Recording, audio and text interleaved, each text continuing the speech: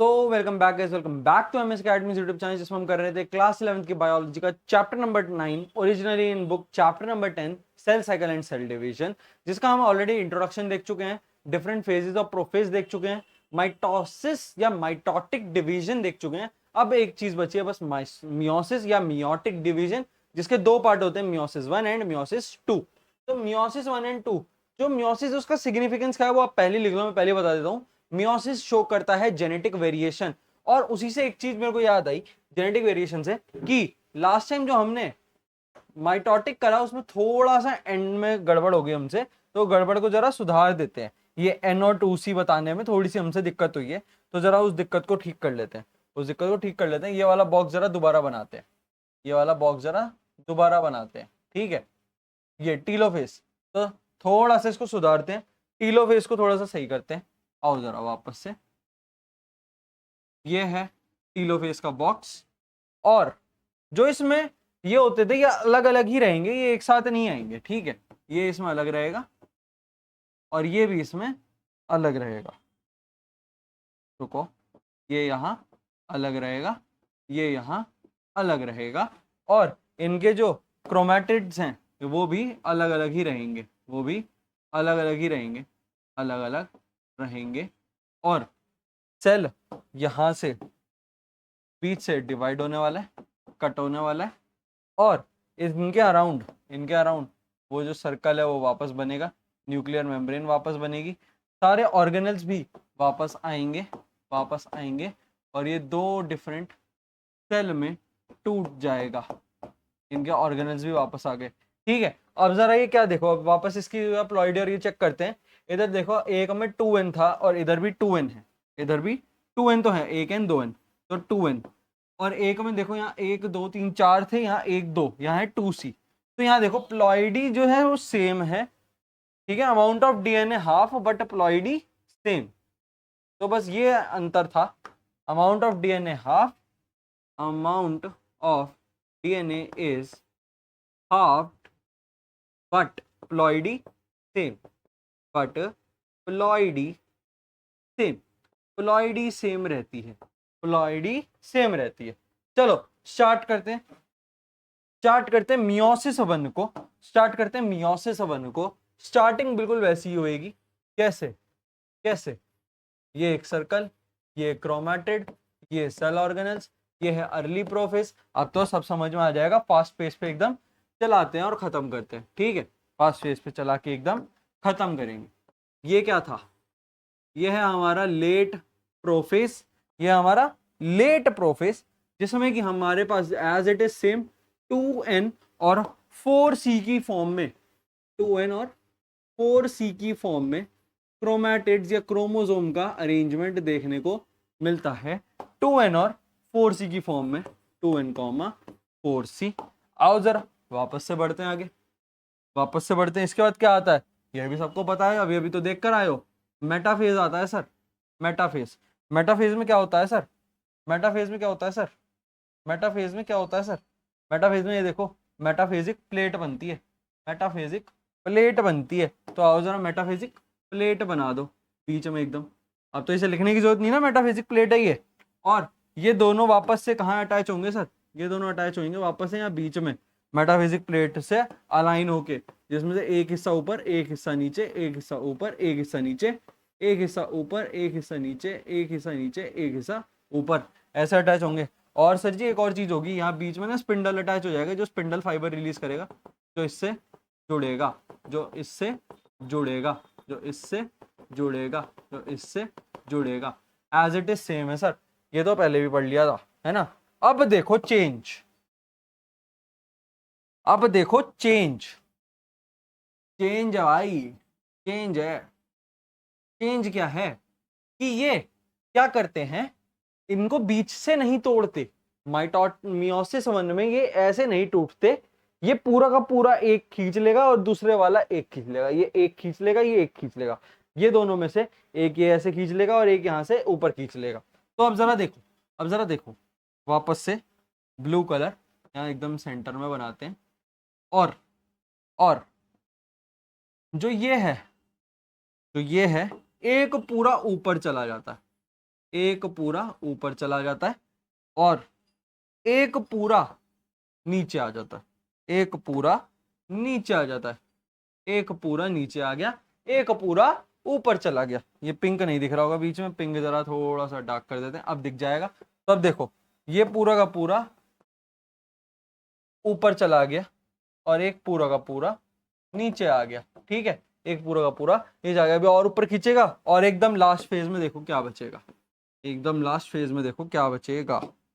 यहाँ देखो, नाम अभी लिख देंगे, नाम की टेंशन मत लो, नाम की टेंशन बहुत लेते हो तुम कि सर जी ऊपर नाम नहीं लिखा, नाम नहीं लिखा, इस पढ़ तो लो। ये देखो, और अब ग्रीन, एक दो तीन चार, एक दो तीन चार।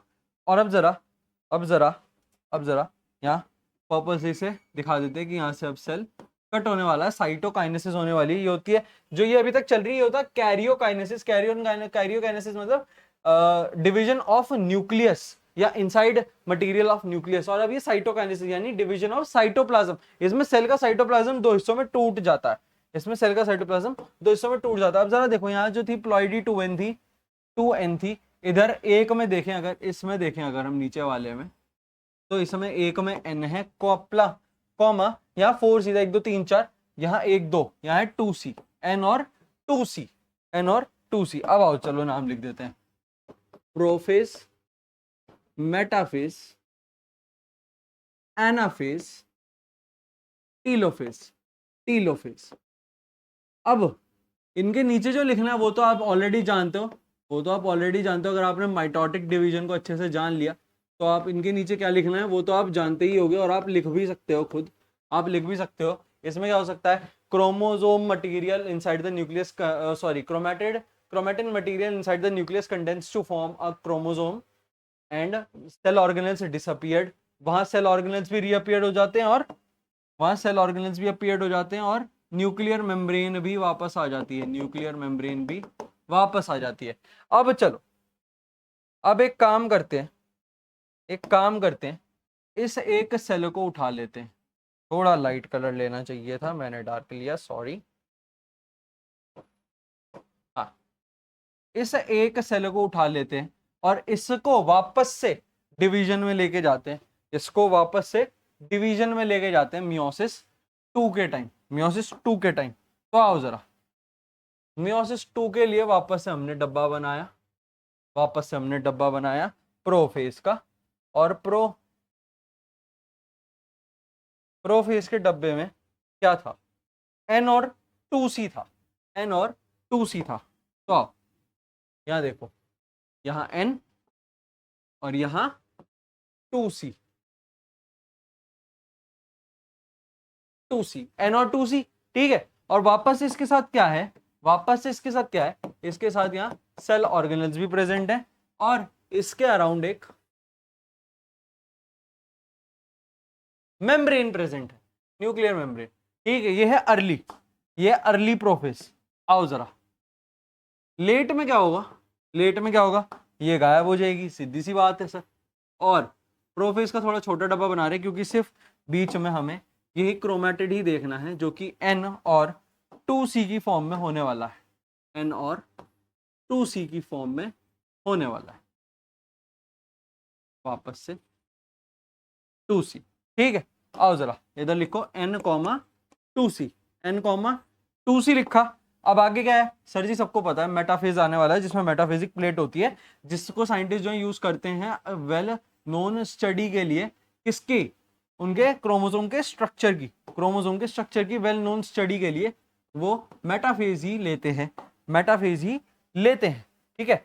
अच्छा, क्रोमोसोम स्ट्रक्चर के लिए मेटाफेज, और क्रोमोसोम की शेप जानने के लिए एनाफेज का यूज होता है। एनाफेज वाली चीज कहां यूज होती है, शेप जानने के लिए, वो अभी लिखवा देते हैं, चलो ठीक है। अब सर जी इधर क्या होगा, इधर यहाँ देखो ऊपर कोने, ऊपर एकदम सेंटर सेंटर में स्पिंडल आएगा, और बीच में ये एन, और इसके 2c आ जाएंगे, इसके 2c आ जाएंगे, 2c, ये 1c, ये 2c, ठीक है। और सर जी एक और चीज होने वाली, ये ऐसे जुड़ने वाला है, हो गया। इसके बाद क्या होता है, इसके बाद क्या होता है, इसके बाद क्या होता है, इसके बाद आता है एनाफेज। एनाफेज, एनाफेज में क्या होता है, वो खींचता है इसे, ठीक है, वो खींचता है इसे, खींचेगा इसे और दो हिस्सों में तोड़ देगा। इस बार तो टूटेगा, जाहिर सी बात है, इस बार तो टूटने से कौन ही रोक सकता है, इस बार तो टूटना ही पड़ेगा ना, डिवाइड कैसे होगा वरना, टूटेगा। तो एक इधर आ गया, एक इधर आ गया, जिसके साथ साथ में एन और सी, एन और सी, एन और सी। और जरा रुको, और जरा रुको, ये ऐसे स्पिंडल भी तो बना के दिखा दो। फिर देखो, फिर देखो, वापस से आगे बढ़ते हैं, कहां पर, टीलोफेज पे। कहां बढ़ते हैं, टीलोफेज पे। ये देखो सर, टीलोफेज, टीलोफेज में क्या होगा, सारे न्यूक्लियर एनवलप भी आ जाएगा, सारे सेल ऑर्गेनेल्स वापस आ जाएंगे, और बीच में जो बचेगा वो बचेगा N, N with C, N with C बचेगा, एन एंड 1C। और साथ साथ में इनके अराउंड आ जाएगी न्यूक्लियर एनवलप वापस, न्यूक्लियर एनवलप, और सेल ऑर्गेनेल्स भी वापस आ जाएंगे, और ये सेल बीच से डिवाइड हो जाएगा, सेल बीच से डिवाइड हो जाएगा। चलो आज इस बार इसे एंड में डिवाइड करके दिखा भी देते हैं। आओ, एकदम एंड में दो छोटे डब्बे बने, दो छोटे डब्बे बने, और इन दोनों छोटे डब्बों में, इन दो छोटे डब्बों में यहाँ पर 1C बना, यहाँ पर 1C बना। ये देखो, ये थोड़ा सा टिपिकल चीज है, इसलिए मैं ज्यादा इसमें मजाक मजूक नहीं करने वाला, ठीक है, और इम्पोर्टेंट भी है तुम सबको जानने के लिए भी, ठीक है, तुम सबके लिए जरूरी है, क्योंकि ये पेपर में डायग्राम बनाने को है, तो आप क्या ये बना सकते हो। अब आपका ये सवाल होगा, हाँ तो बिल्कुल बन सकता है, क्यों नहीं बन सकता, इससे अच्छे फॉर्मेट में सवाल कहाँ मिलेगा। और अब जरा इसकी चलो प्लॉइडी लिखी देते हैं।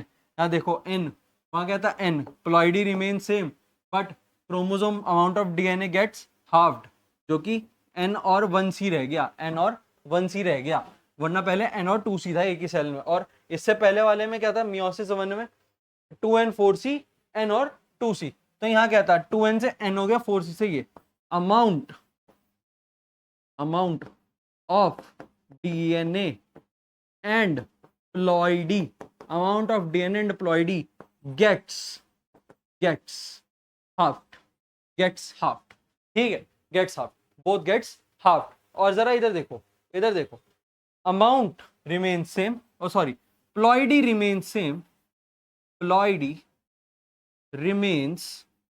remains same but ploidy remains same but amount of DNA gets